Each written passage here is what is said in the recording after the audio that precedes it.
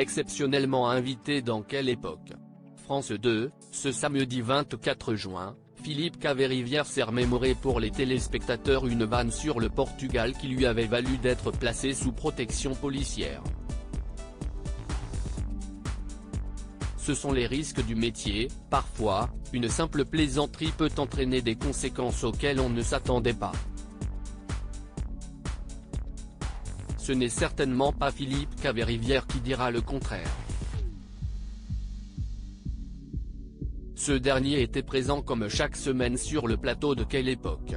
France 2, ce samedi 24 juin.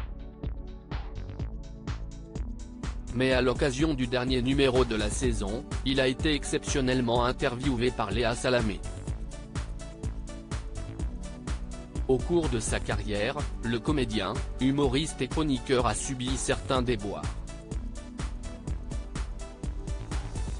Dans Quelle époque, il s'est remémoré l'un d'eux, après avoir fait une vanne sur le Portugal, le quinquagénaire avait été la cible de pression, qui lui ont valu d'être placé sous protection policière.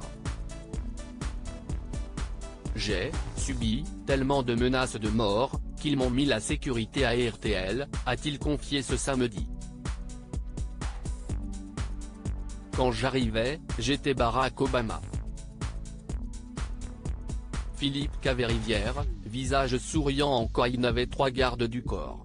Au micro de Léa Salamé, Philippe Caverivière a expliqué qu'un torrent de haine s'était déversé sur lui, car certains internautes n'avaient guère apprécié ses plaisanteries concernant les membres de la communauté portugaise. J'avais 3 gardes du corps, et je me suis dit, il y a un mec, avec un drapeau rouge et vert, qui va me sauter dessus un jour, s'est-il souvenu dans l'émission de France 2. Finalement, l'humoriste avait présenté des excuses à la radio.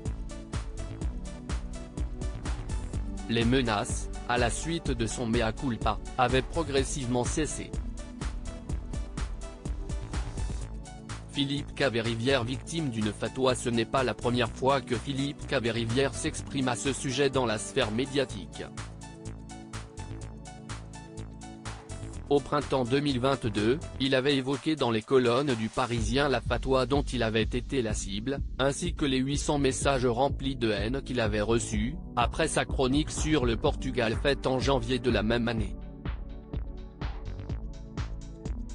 Tout en admettant qu'il lui était arrivé de faire des vannes un peu reloues, il avait assuré ne pas avoir l'intention de changer de ton.